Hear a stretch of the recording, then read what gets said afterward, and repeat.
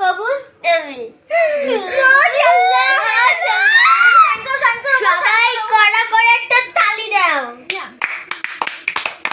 এই বাবা তুমি এটা করো চাই এবার আরেকটা তালি দে।